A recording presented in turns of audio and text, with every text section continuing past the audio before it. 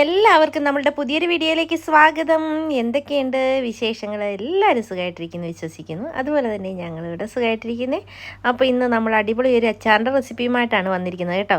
അപ്പം ഇത് നമ്മളൊരു ചെമ്മീൻ അച്ചാറാണ് ഇന്ന് ഉണ്ടാക്കാൻ പോകുന്നത്. അതെങ്ങനെയാണ് ഉണ്ടാക്കുന്നത് നമുക്ക് നോക്കാം. അതുപോലെ തന്നെ അതിനാവശ്യമായ സാധനങ്ങൾ എന്തൊക്കെയാണെന്നും കൂടെ ഒന്ന് നോക്കിയിട്ട് വരാം. അപ്പം നമുക്ക് നമ്മുടെ റെസിപ്പി എങ്ങനെയാണ് ഉണ്ടാക്കുന്നതെന്ന് കണ്ടിട്ട് വരാം കേട്ടോ.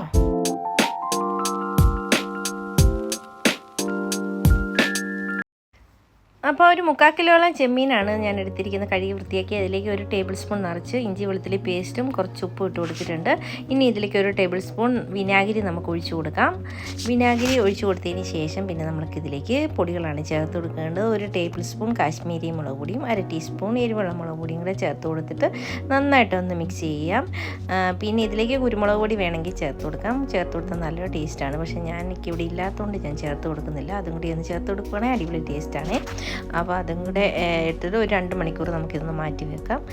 ഇപ്പം 2 മണിക്കൂറിന് ശേഷം ഞാൻ എണ്ണ ചൂടാക്കാൻ വെച്ചിട്ടുണ്ട്. നമ്മുടെ ചെമ്മീൻ ഒന്ന് ഫ്രൈ ചെയ്ത് എടുക്കണം, അതിനായിട്ടാണ്. അപ്പം ചെമ്മീൻ ഞാൻ ഓരോന്നായിട്ട് ഇതിലേക്കൊന്ന് ഇട്ട് കൊടുക്കുവാണ്.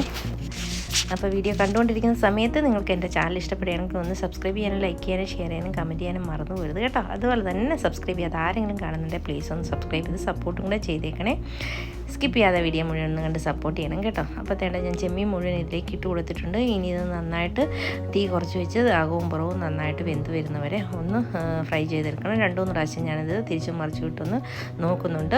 ഒത്തിരി അങ്ങ് മൂത്ത് പോകണ്ട. മൂത്ത് പോയി കഴിഞ്ഞാൽ നമ്മുടെ ചെമ്മീൻ ഭയങ്കര ഹാർഡായി പോവും. ഒരു മീഡിയം സൈസിൽ മൂപ്പിച്ചെടുത്താൽ മതിയെ. കുറേ നാളൊക്കെ വെക്കണമെങ്കിൽ കുറച്ചുകൂടി ഒന്ന് മൂപ്പിച്ചെടുക്കാം. ഇതിപ്പം ഞാൻ കറക്റ്റ് പാകത്തിനൊന്ന് മൂപ്പിച്ചെടുക്കുന്നുണ്ട്. 2-3 തവണ ഞാൻ കോരി ഇങ്ങനെ നോക്കിയിട്ടാണ് നമ്മുടെ ചെമ്മീൻ ഇതിനകത്തുനിന്ന് കോരിയെടുക്കുന്നത്. ഇപ്പോൾ ഇത് കറക്റ്റ് പാകമായിട്ടാണ് എടുത്തിരിക്കുന്നത്. ഈ കുറേ നാൾ വെക്കാനാണെങ്കിൽ കുറച്ച് ഇച്ചിരിയും കൂടി ഒരു 5 മിനിറ്റ് കൂടെ കൂടുതൽ അടുപ്പത്ത് വെച്ചാൽ മതി. അപ്പം കറക്റ്റായി വരും. നമ്മുടെ ചെമ്മീൻ അത്രയും വറുത്തപ്പം ഇതേ കുറച്ചാണ് കിട്ടിയിരിക്കുന്നത്. ഒരു 3/4 കിലോയിൽ ഇപ്പോൾ ഒരു 1/4 കിലോ പോലും ഉണ്ടെന്ന് തോന്നുന്നില്ല. അത്രയേ ഉള്ളൂ നമുക്ക് വറുത്ത് വന്നപ്പോൾ കിട്ടിയത്. ഇനിയിപ്പോൾ ഇത് കറി വെക്കാനായിട്ട് നമുക്ക് ആ എണ്ണ തന്നെയാണ് നമ്മൾ യൂസ് ചെയ്യുന്നത്. അതിനകത്തുനിന്ന് കുറച്ച് എണ്ണ നമ്മുടെ ചട്ടി ചൂടായപ്പോൾ അതിലേക്ക് ഞാൻ ഒഴിച്ചു കൊടുക്കുവാണ്. അപ്പം നമ്മുടെ എണ്ണ അത് ഒത്തിരി ഉണ്ടായിരുന്നു. അത് കുറച്ച് ഞാൻ മാറ്റി വെച്ചിട്ടുണ്ട്. അപ്പോൾ അത് കുറച്ചാണ് ഞാൻ ഒഴിച്ചു കൊടുക്കുന്നത്. അതിന് ശേഷം ഒരു 10-20 വെളുത്തുള്ളി ഞാൻ കനം കുറച്ച് അരിഞ്ഞെടുത്തിട്ടുണ്ട്. അത് ഇതിലേക്ക് ഇട്ട് കൊടുക്കുന്നുണ്ട്. അതുപോലെ തന്നെ ഒരു വലിയ കഷ്ണം ഇഞ്ചിയും നീളത്തിൽ അരിഞ്ഞത് ചേർത്ത് കൊടുക്കുന്നുണ്ട്. ഒരു 5 പച്ചമുളക് എരിവുള്ളതാണ്. ഇപ്പോൾ അതും കൂടെ ഞാൻ ചേർത്ത് കൊടുക്കുന്നുണ്ട്. അതും കൂടെ ഇട്ട് നന്നായിട്ടൊന്ന് മൂപ്പിച്ചെടുക്കാം. ഇതിൻ്റെ പച്ചമുളകൊക്കെ മാറി നന്നായിട്ടൊന്ന് മൂത്ത് വരണം. മൂത്ത് വരുന്നെന്ന് പറഞ്ഞാൽ നല്ല ഗോൾഡൻ കളറൊന്നും ആവണ്ട. പിന്നെ ഞാൻ കുറച്ച് കറിവേപ്പിലയും കൂടെ ഇതിലേക്ക് ഇട്ട് കൊടുക്കുന്നുണ്ട്.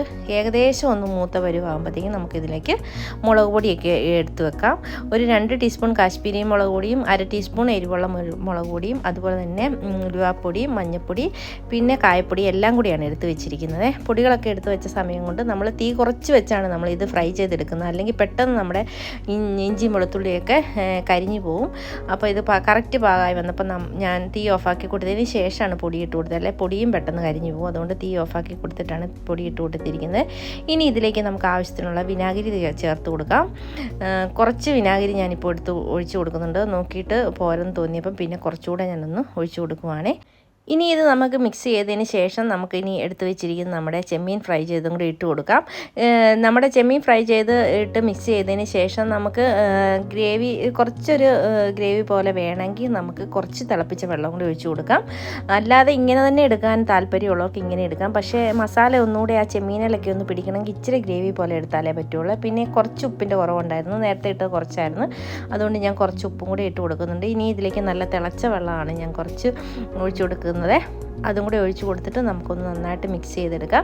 മിക്സ് ചെയ്തെടുത്ത് കഴിഞ്ഞ് കുറച്ച് കഴിയുമ്പോഴത്തേനും ഇതൊന്ന് കറക്റ്റ് പരുവായി കിട്ടും കേട്ടോ.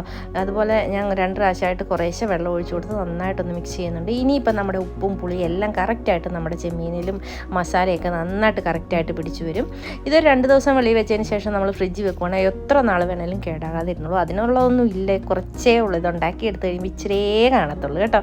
അപ്പോൾ അടിപൊളി ടേസ്റ്റുള്ള ചെമ്മീനച്ചാറാണ്. നല്ല അടിപൊളി മണവും അതുപോലെ തന്നെ ഉപ്പും പുളിയൊക്കെ കറക്റ്റായി വരുമ്പോൾ നല്ലൊരു സ്മെല്ലാണ് ഇതിനകത്തുനിന്ന് വരുന്നത്. പിന്നെ നമുക്ക് ഇത് ആറിക്കഴിയുമ്പോൾ കുറവുണ്ടെങ്കിൽ എന്തെങ്കിലും ഉണ്ടെങ്കിൽ അന്നേരം ചേർത്ത് കൊടുത്താൽ മതി.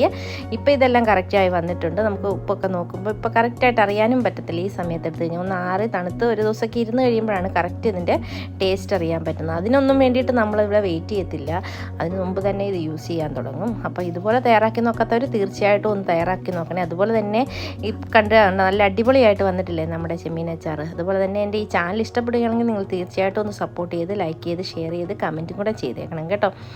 അപ്പോൾ ഇത് ചപ്പാത്തിയുടെ കൂടെയും അതുപോലെ തന്നെ ചോറിൻ്റെ കൂടെയൊക്കെ കഴിക്കാൻ നല്ലതാണ്. അപ്പോൾ എല്ലാവരും തീർച്ചയായിട്ടും ഒന്ന് ട്രൈ ചെയ്ത് നോക്കണം കേട്ടോ. അപ്പോൾ ഇതുപോലുള്ള ചെറിയ ചെറിയ കുക്കിംഗ് വീഡിയോസും വ്ളോഗ്സും ഒക്കെ ആയിട്ട് വരുന്നവരെ എല്ലാവർക്കും താങ്ക് യു.